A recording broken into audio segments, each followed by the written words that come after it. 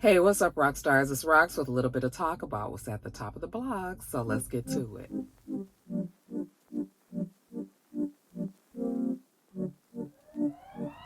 All right, you guys. Yeah, I'm in a mood today. Gonna get through this video. Hopefully the video will help me get into a better mood, but you guys know it's tax time.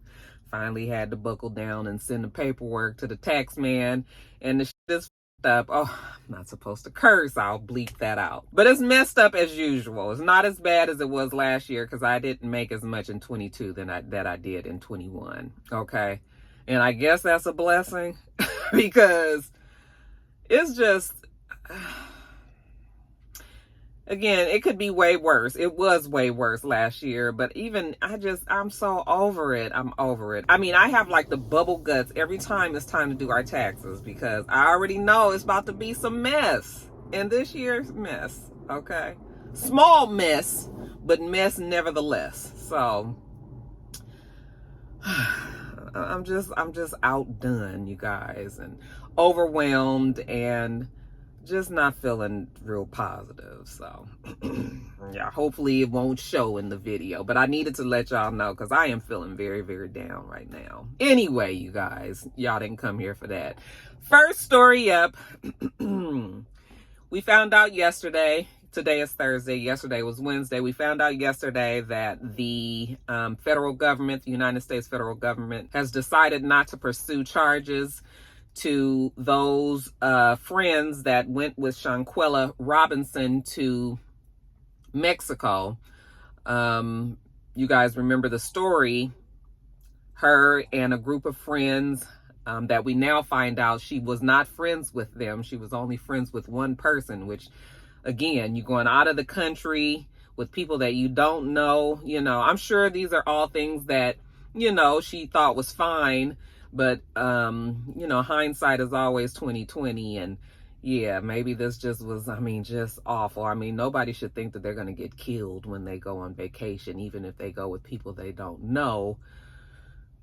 But just for future reference for y'all, my rock stars out there that's going on vacation, just be careful, you guys. But apparently they went on vacation. She was celebrating some accomplishments in her self businesses that she owned, her small businesses that she owned. And while she was out there, got into a fight. Well, didn't get into a fight, was attacked, I should say, by one of the girls that was on the trip. It was caught on video and we all saw it. Okay. She was not fighting back. She didn't even have clothes on. There's so many questions to the story that haven't really been answered.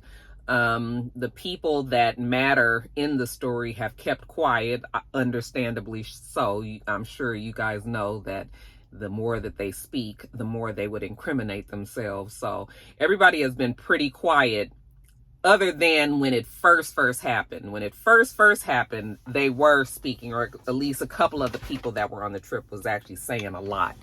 But then as time went on, they shut up. Okay, I'm sure they were advised to do that. Hold on, my phone is about to die. But again, like I said, we all saw on video the attack that had happened. There's all this story around why the attack happened. At the end of that day, Shanquella Robinson was dead. We needed to know some answers. The Mexican authorities did take her body and do an initial autopsy. Apparently the autopsy that was done was considered a partial autopsy, where they only check certain areas in the body. And on their autopsy results, they said that she died from a spinal cord injury, fractures to her spinal cord, and also a broken neck. So after we saw the video, after we found out the autopsy results, the mother demanded an investigation, wanted to know exactly what happened there. Like I said, there were many stories that were swirling. But from I believe social media, the pressure from social media made the Mexican authorities actually go into the investigation and decide to give a warrant, I guess, for the arrest of the one girl. I'm sorry, I did not get her name, but of the one girl who we saw her fighting with in the video. That was the person that we believe the warrant was made for. They never gave us the name because I guess they were saying, okay, we did what we were supposed to do on our part, and now it's time for the United States government to step in and do their part. So they didn't really release the name, but everybody assumed that it was going to be the girl that we saw in the video fighting her. There are many, many videos done on it. There's many people that follow these court cases or potential cases, huge stories like this on YouTube. And most of them had us convinced that there was an arrest that was underway, that it was coming, that they, at one point, they even told us that they had went and arrested the girl, but that turned out to not be true. And as time went on, we just didn't hear anything else about it. Every now and then, I would see the mother and her lawyer. Ben Crump is one of the lawyers. She also has a Shanquella Robinson, who is her main family. I believe she's the main family lawyer. That is the face of the lawyer team anyway. Every now and then we would see somebody say like, the mother is still wanting answers, like what is going on with the case. And, you would get these promises or like these assurances that they were going to do something about it. But as time went on, I started to feel like, okay, something else is going on here. It doesn't take this long for an investigation to go down, even in the United States. Even with it being in a different country, I was like, something tells me they are not going to pursue charges on the people that were involved in this. And sure enough, yesterday, we found out that they are not going to do it. The federal government here is not going to pursue the case because they say that it is insufficient evidence to prove that anybody actually killed Shanquella Robinson. Now, you and I have seen the video. And we saw the autopsy results from the Mexican government, and we could not understand why at least an investigation wasn't done here. Like, why is it exactly that you guys have just denied this story altogether? And we find out that the U.S. government did an autopsy on her body 3 weeks after the Mexican authorities did theirs. The United States government's autopsy is completely different than the Mexicans' autopsy results. Our autopsy results here in the U.S. say that her spinal cord was completely intact. There was nothing broken in her neck, and that so they could not conclude that that was the way that she died. Her bones in her neck and her back were fine. What they did say in the autopsy was that she did have some blunt force trauma. I was like, that's not enough. After we saw the video of the girl getting the hell beat out of her, we know that, she had trauma. We saw the damn blunt force trauma. They said that she looks like she did have blunt force trauma to her head, maybe had a concussion, but they couldn't conclude that that still was the reason that she died. I'm not sure what they said about the alcohol, because that was the original thing that they said. Well, that was what the group was saying, that she died from alcohol poisoning. And I apologize. I don't know if the government found that in her system as well. But I think the more interesting part of the story is the fact that they didn't see her body, the neck or the back being broken. And I guess the government is saying here that you don't usually die from a concussion. Okay. And so while that may be true, then what did she die from? I mean, if she is a completely healthy Black girl, on vacation, who goes out of town and then ends up dead, like, it's just, I mean, is this a coincidence that they're trying to say that it happened, or did something more sinister happen? I'm afraid that we may never know that answer. Okay.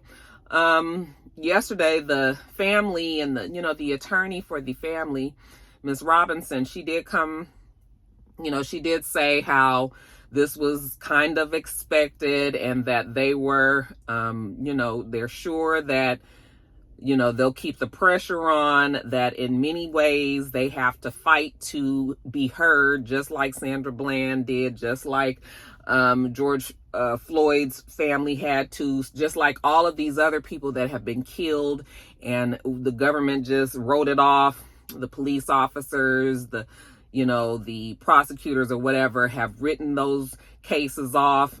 And it was because of the people that demanded that something be done about this, that a further investigation was done. The lawyer of the family is saying that's exactly what needs to happen here as well, that they're going to keep the pressure on to, try to reverse this and try to find out more about the case. But it was heartbreaking to hear, because I was just like, so the girl just dead. You got a group of people that somebody might have got away with murder, and I don't really know how those people that were involved can sleep at night. I don't know how they're even living their life, because even though I don't know who they are, I mean, there are people out there who know who they are, and I'm sure that this has to be a big deal. And I was floored. I just could not believe that, I just couldn't believe that they decided not to pursue charges. Now, what I will say is, sometimes you'll see a video and this video will tell one story, and then once we get the full story, then we can understand why there may be some differences in the reasons why, one country decided that it was murder and another one didn't. But that's all I'm saying is, like, well, what exactly happened then? I feel like she at least deserves, somebody to really find out, got to the bottom of why this happened. And I mean, we may never know. It's a shame. It is truly a shame. My heart breaks for that mother. Like, I know that family has got to just be out of their minds with grief and anger, and just knowing that those people that she went on vacation with are still, walking around free. In the meantime, where is my child? So yeah, very unfortunate. Not super surprising, but still surprising. Like, I felt like I was hoping that I was going to be wrong. I think that's how I felt. I felt like I was hoping that, they were going to say, okay, we have decided to arrest, at least that one person that we saw the physical violence happening. But yeah, so far it's not going to happen, you guys. So that is a shame. You guys let me know what you think about that. Were you also thinking that maybe there was nothing that was going to happen? Because the thing is, like, we see that when crime happens in Mexico, that the United States can very quickly get involved. Just with this recent kidnapping story. And did you guys see the kidnappers? They finally, the people that was kidnapped, they finally kind of spoke out, and the girl was saying how the kidnappers wanted them to have sex with each other just for like their enjoyment, and they said no, that they were they were brothers and sister, and that she was pregnant. I don't think that she was pregnant or brother or sister. She definitely wasn't pregnant because she was going down there for a tummy tuck, but I don't think she was related to them. But these are just like her homeboys or family, maybe cousins. I think I remember seeing something about cousins or something. But yeah, you guys, just craziness. And that guy that ended up surviving is lucky that he survived, because they said that the guys tried to run, and the Mexicans actually shot them, and that's how the other two died. And he got shot as well in both of his legs, but he ended up surviving. He didn't die. So he was actually a blessing that he made it through that, because he actually tried to run. But anyway, that story is so harrowing. I didn't take notes on that, but I now I'm just remembering that I forgot to put that into my topics here. But yeah, you guys should go and read up on that. It's awful. But my point is, the U.S. government very quickly got involved in that. So it's not like, there's all this red tape and bureaucracy that has to be done before the U.S. and the Mexicans can kind of line up their cases and get together on or agree on what needs to be done when it comes to crime that an American citizen did over there in Mexico, so that can't be the excuse. So yeah, you guys let me know what you think about it. Did you feel the same way as me? Were you surprised that they didn't press the charges? You guys leave all that in the comments below. Over too bossy, we don't tread softly, but not flossy, the streets that taught me. All right, you guys, next story up. I mean, I'm sure you guys already know what I'm about to tell you. Another damn shooting, another mass shooting. This time it was at the Old National Bank in Louisville, Kentucky, and apparently 8:30 in the morning, before the bank opened, they were having a general staff meeting. So everybody that worked in the bank was at that meeting, and the manager of the bank didn't happen to be there. She was actually zooming in, or like on Microsoft Teams, into the meeting, but they had pretty much the rest of their staff was in that conference room. 8:30 in the morning, 25-year-old Connor Sturgeon, who was an employee at the bank but had recently found out that he was about to be fired. He went 6 days earlier, purchased an assault rifle, and that morning on April 10th, went into the bank, went into the crowded conference room, and opened fire. Okay. He ended up killing what is now 5 people. I think someone died after they went into the hospital. He injured 9 others, including a 26-year-old police officer, fresh out of rookie training, had just graduated from the academy and was still in training with a more seasoned officer. 10 days in, you guys, shot in the head. Went in there boldly with his trainer, the guy that was responsible for training him, and they both got shot. He got shot in the head, the other one got shot in the leg, but the other one was able to actually shoot Connor Sturgeon and kill him. Okay, what was that kid's name? 26 years old. Nicholas Wilt.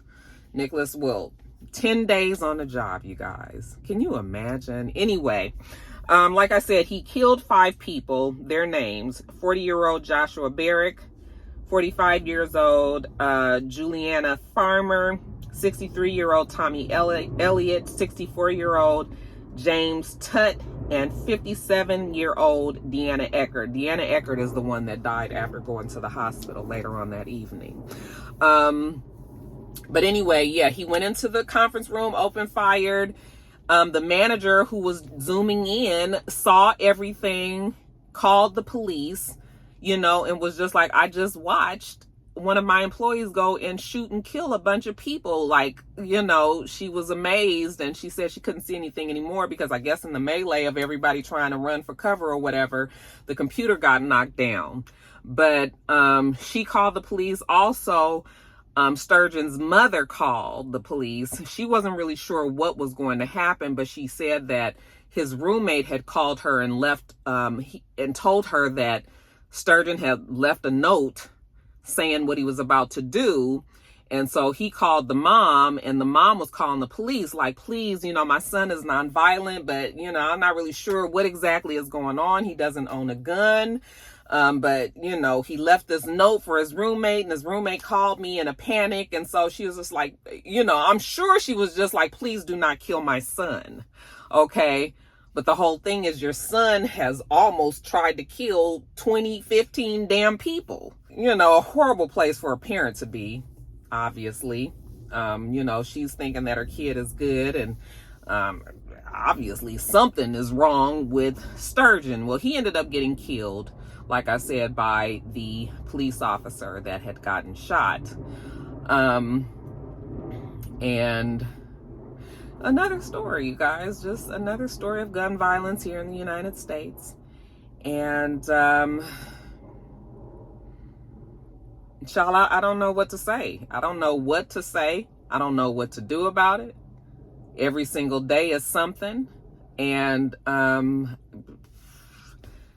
I'm fresh out of ideas. I'm fresh out of prayers. I mean, I'm always going to pray for the victims and the families, and, you know, for people that have been through this kind of thing, and, you know, just seeing that again on TV. Like, I feel for those people, but what do the prayers do? Because the prayers obviously ain't reaching to the people that make the decisions for gun violence. And it seems like the gun violence has gotten so big that nobody really knows what to do about it. What is interesting is, the Republicans, they just stay very quiet when things like this happen. Okay. Because I think they figure that it'll just blow over, but at some point, somebody going to recognize that this is a for real, true blue problem in the United States. I was watching this girl on Instagram. This has nothing to do really with the story, but she travels and lives in Mexico, and she was talking about how everybody was telling, she's a black woman, and she was saying that everybody was telling her like it wasn't safe for her to live there, and, you know, how she should be back in the U.S. and be cautious and all that. And she actually brought it to our attention that when you look at, so you can go onto the government pages for every country, there's some website, I don't know, but the website will give you these guidelines for traveling in certain countries and telling you what may or may not be safe for you to travel to these countries. And she pointed out that when you look at the website for the United States, that they talk about gun violence, that gun, you know, shootings happen out of the blue, that it, you know, you may want to think about visiting the U.S. because you may not be safe because there's so much gun violence. Like every day there's a mass shooting and all of this. So she was just like the U.S. has all of these negative things, you know, it's the same as other countries in that you just have to do your research and make sure that you're in the correct areas that are receptive to you and things like that, you know, just basically safe travels. But I said that to say that the U.S. has very quickly become known as a country where gun violence is just completely out of control. And with that knowledge of the U.S. being that way, still nothing is being done. Like nothing is being done. And everybody just seems to be really sad when it happens. And then everybody just goes on about their business. Child, it is a mess. And yeah, just another notch in the belt. It's sad that you have to say it that way, but that's what it is. Just another day in the United States, another shooting. Prayers up for everybody. But we're too bossy, we don't tread softly, but not flossy, the streets that Next story up, you guys. So I know you guys have been seeing, like I have been seeing, that there is going to be a Freaknik documentary on Hulu. The name of that is called Freaknik, The Wildest Party Never Told. And it is coming to Hulu, the streaming station, the streaming channel. It will be showing in 2024, April of 2024, which is going to be the 40th anniversary of one of the largest Freakniks that happened here in Atlanta, Georgia. So apparently Freaknik started in 1983, okay, here in Georgia. It started with just a picnic that some DC crew used to throw here, and it was because like the HBCUs wanted to have some sort of spring break location to party the same way that, you know, many white college students would go down to Florida to celebrate spring break. Okay, so they wanted something for themselves, so they started Freaknik here in Atlanta, Georgia in 1983. Well, it grew over the years. It grew exponentially, and it became the place for Black students to come for spring break in the 90s. Okay, and this documentary, the one from, you know, 40 years ago, would be 1994, which was the biggest the Freaknik that they actually had. So that's why it's concentrating on that year specifically. Now, the big question was, Roxanne, were you at Freaknik? And, are you worried about being caught on camera? And my answer to that is no, I was not at Freaknik. Because, I went to college in LA. And so in LA, even though I knew about Freaknik, it wasn't really a big deal for us to be going all the way to Atlanta to come to Freaknik. Like, it wasn't anything that we really thought about. The only reason why I really knew about Freaknik is because Deborah went to Virginia State. Okay. And so my best friend, she actually went to Freaknik. I haven't talked to her and asked her if she was there in 1994, but I don't believe she was, because she was back in LA by 94. Yeah, because we were living together in 94. So I'm sure she will not be in this documentary. But it's funny because, everybody is all of my generation, are kind of concerned, those who were there, that they'll be on video. I think that is more people on this coast, on the East Coast, and more people that went to HBCUs, which is generally over on this side of the United States, okay, that was going there, that they knew all about Freaknik and they were going to that. But if we were in LA, that really was not on our radar like that, okay? So, yeah, I'm sure I got some friends that are concerned, because I actually know a couple of people that probably most likely were there in 94. And, yeah, I'm sure they're concerned. Child, I would be concerned too. Cause I know me in my college days, that I would have been on somebody's video, child. I would have been. Okay. And I would have, I wouldn't have been, just out of control, showing my coochie and my booty hole and all of that. That's never gonna be me. But I'm definitely gonna be dancing on somebody hot and heavy, probably a little inappropriate with the dancing or whatever. But so I probably, I could see me very easily being in somebody's background or something. Okay. And when you in that environment, it just be so exciting. Remember I told you guys about this one party that we went to at Doc Waller's Beach? I mean, this girl that was there got so caught up in, it was a big ass party and we all was hyping her up. Everybody was dancing. This girl ended up getting on the stage of whatever was going on. I was drunk, so I don't even really remember, but either she was pregnant or had just had a baby, and her breast had milk in them. And you guys, she was dancing and she was doing her thing, and she squeezed her breast and the milk was shooting out over the crowd. And everybody was just I can remember sitting there looking at her girl, thank God they didn't have no video of this going on back then. But then now I'm thinking ain't no telling what kind of shenanigans we gonna see on this fucking Freaknik documentary.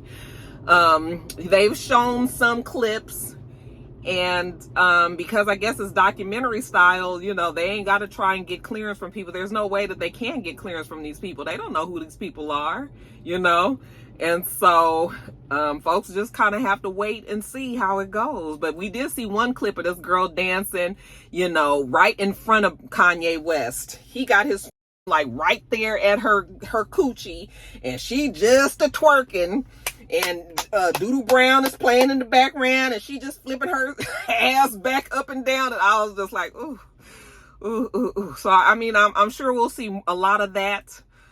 And yes, yeah, there are my generation, they are a little concerned. They have a lot to be concerned about, because everybody now is grown, got their own damn kids, got good jobs.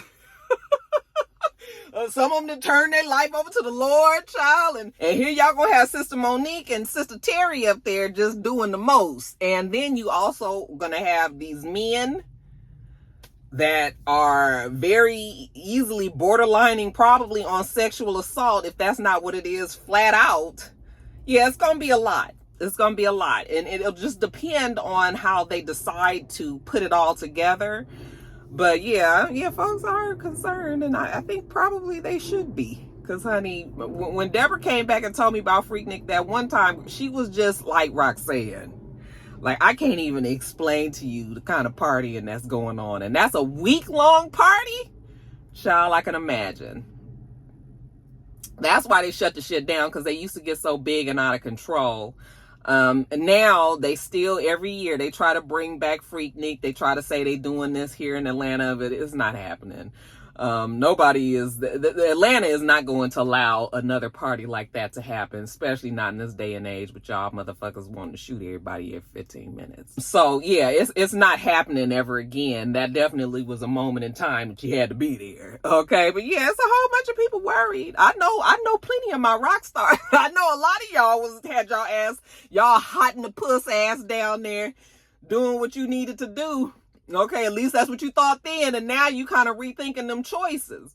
Listen, all I can say is we were all young once, and you know, we've all done some things that we not proud of, you know, and hopefully the Lord, like the girl said, that video that's going around that's viral, you know, she's hoping that the Lord is like, Jesus, please just be a tall privacy fence.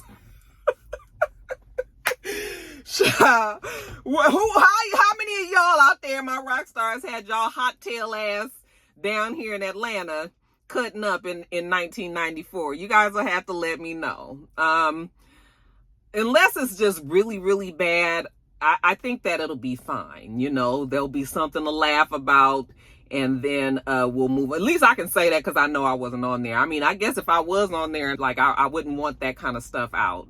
But, you know, what do they say? What's done in the dark, child. I'm not laughing, but yeah, y'all let me know. Y'all let me know, you know, what kind of shenanigans was y'all doing down here in Atlanta back in 1994? Were you at Freaknik? I'm just trying to get my nigga paid. We came from Section 8, and I knew I was at... Y'all, what exactly is going on with the Dalai Lama? Y'all ever looked at the Dalai Lama real closely? He kind of looked like Pharrell.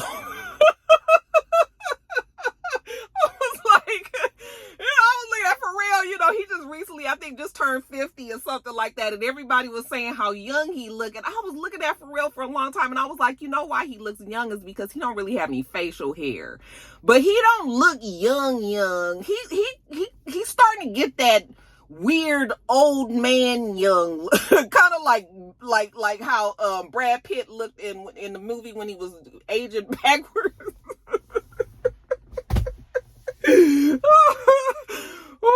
I'm just playing, y'all. For real, like, you know, he's starting to look different, though. I mean, he don't look old, but he a little weird looking, a little vision. Anyway, are we here to talk about the Dalai Lama? So, yeah, y'all. Dalai Lama, mama named him Tenzin Gyatso. Y'all didn't know that wasn't his name. Y'all thought he was Mr. Lama. Mr. Gyatso, he is the Dalai Lama over in India. He is the holiest figure in the Tibetan Buddhism religion, okay? Much like the Catholics have their Pope, the Tibetan Buddhists have the Dalai Lama.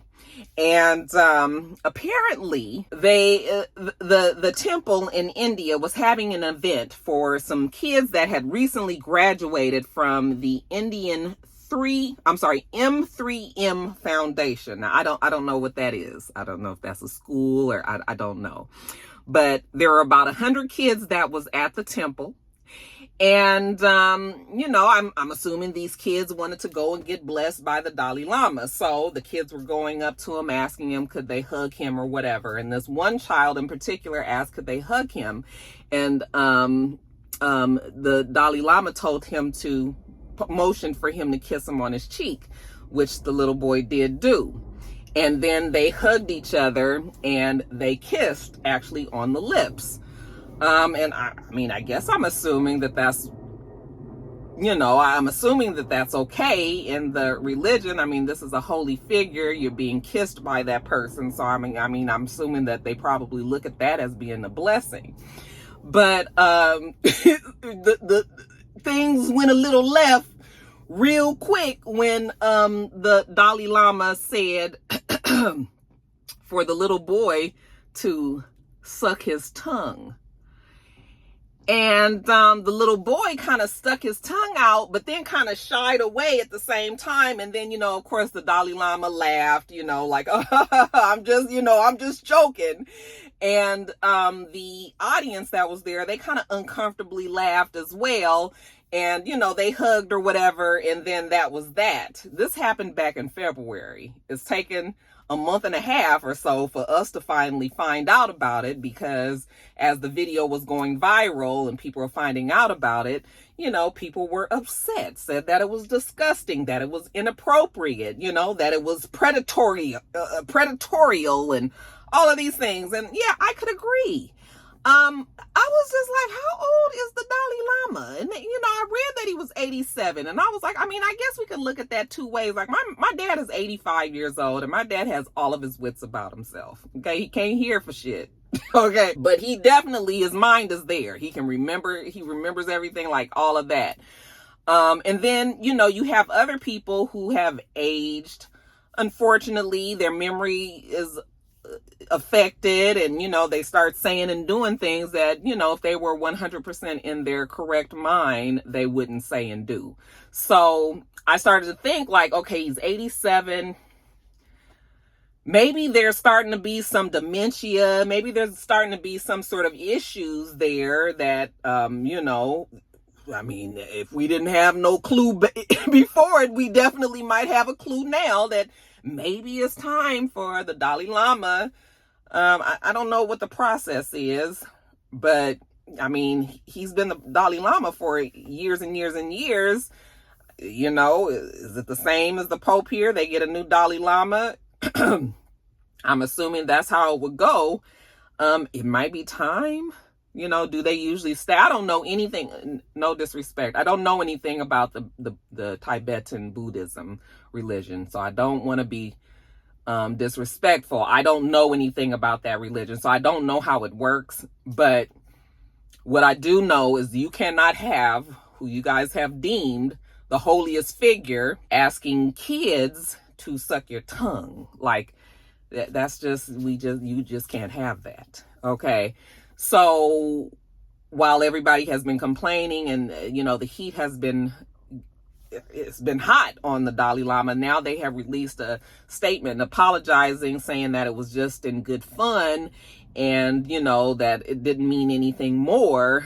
But I was just like, in this day and age, even over in India, okay, it seems like, seems like he would know that you can't have kids. You can't tell kids to suck your tongue, child. So, I don't know. But, yeah, the Dalai Lama said, my bad, I was playing. I shouldn't laugh. It is not funny, you guys. But I just was like, what is he on? I was just like, either he's on something or he is starting to lose it. Because I just was like, there's no way that... or has he been telling kids this for a long time and this was the first time it was caught on video? I don't know, you guys. But yeah, I saw that video and I was just like, what is going on? Suck your tongue, child. Whew, Lord have mercy. Anyway, you guys, y'all let me know what you think about that. You guys think that he might be losing his memory? You think that he going around sucking kids' tongues? It's the second grade, man. I swear my time is coming, cause I'm never late. Came from broken homes. All right, you guys, next story up. Chloe Bailey's low album sales. Apparently, the people in the social media streets believe that this is the fault of Beyonce, because Chloe and her sister Halle, they are both signed to Parkwood Entertainment, I believe is the name of the label. Whatever Beyonce's label is, Parkwood something, okay? Parkwood Music, maybe. Anyway, they're signed to that label. And so people believe that Beyonce should have stepped in and helped promote this album that Chloe Bailey put out. This was her debut album. The name of the album is In Pieces. And it debuted on the Billboard 200 at 119 on March 31st.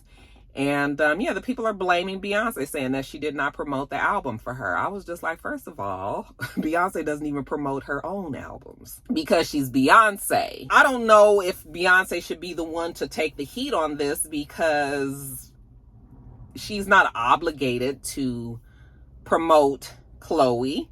Yes, when we first met the Bailey sisters, when they signed on to Beyonce, we were told that Beyonce is like their mentor. And, you can especially listen to Chloe sing and you can tell the influence of Beyonce on Chloe. Okay, it is undeniable.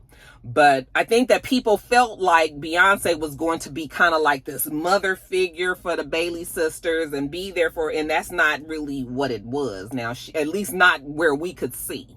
Okay. She's on Beyonce's label, and Beyonce, I guess the label at the end of the day put the album out.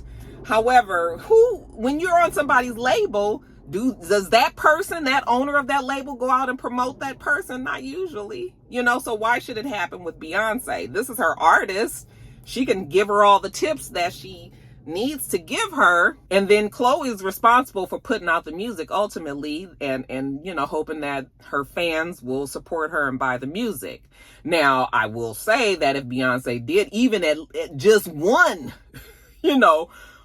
post about the album, probably would have helped Chloe.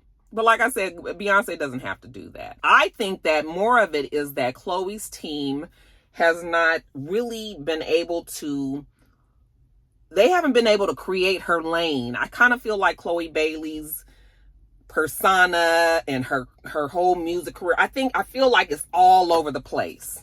Like, it just seems like nobody is focused enough to kind of guide her to be exactly. It just seems like there's still some honing that needs to be done when it comes to her career, which is a shame because that girl is super talented. Her voice is beautiful and, all of that.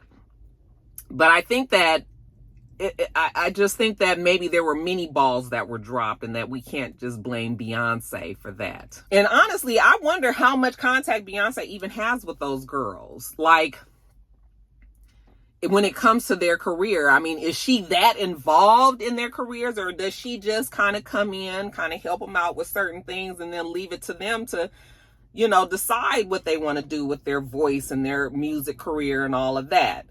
She doesn't have to be 100% hands-on. That's why you have a team, so that they can kind of build that around you. When they asked Chloe if Beyonce helped her with the album, she said that Beyonce gave her some notes.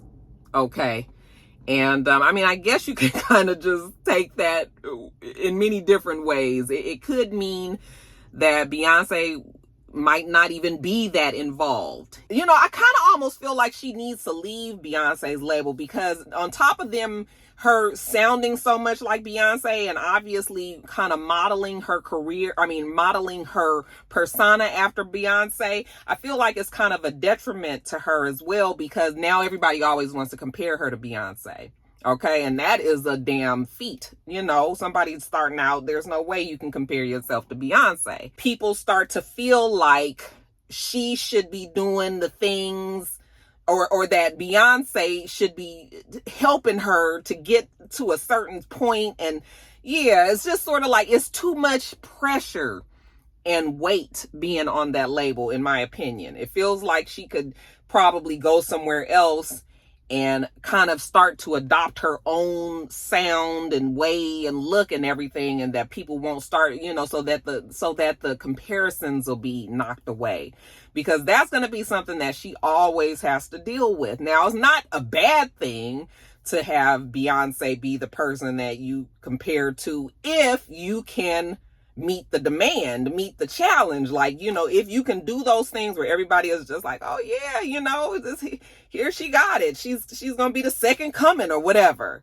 But if you can't never quite hit the mark, everybody's always all over you about you sounding like Beyonce, trying to be her, and da-da-da-da-da. Like, how does it help you to continue to stay there under that? You know, she needs to get away. To me, she needs to get away from that. Because, I mean, we clearly see just her being on Beyonce's label, that don't mean nothing. I mean, she sold 10,000 copies her first week. That's low. And I've heard people say that the album is not even that good. I haven't listened to the album, so I can't tell you if that's how I feel or not, but I haven't heard great reviews of the album. I also feel like Chloe could never speak out negative. I mean, there's no way that she could really come out and say, yeah, my first album, it had a lot of problems, and you know, maybe it was misdirected and we didn't do this, that, and she can't even speak out against it because it's Beyonce. I mean, do you know what kind of backlash Chloe would have if she had something negative to say about Beyonce? So it feels like she's stuck because you're on that label, the shit is not performing. Somewhere, either between the label and your team, you know, the shit ain't happening. You are this tremendous talent and it's not happening for you like that, you know? So it's just sort of like, yeah, she's in a hard spot. She's in a rough spot. I feel bad for her, but did y'all buy the album? Who out there bought it? Hell, I feel like 10,000 of y'all watch my videos. That's about the number of people that then bought the album, y'all. Yeah, y'all ain't bought that album. Go listen to the girl album. Y'all let me know what you think about that. Do you feel like she's kind of stuck between a rock and a hard place? Or do you feel like it just wasn't a great album? Do you blame Beyonce for not promoting her album? Or do you feel like me? I mean, Beyonce doesn't have to promote. I mean, that's her label, but you know, label owners do not usually promote their, I mean, they don't have to. Every now and then they will, some will, you know, especially if they're known, if we already know them. But yeah, most of the time they don't do that. So yeah, y'all let me know what you think about that. I want Chloe to win though. So hopefully, you know, her next album will do a little bit better. Dollar bill, listen close, this is not a drill. Cause hungry trying to get a meal. I've been in light, who gon' pay a bill? I've been in action, been in track.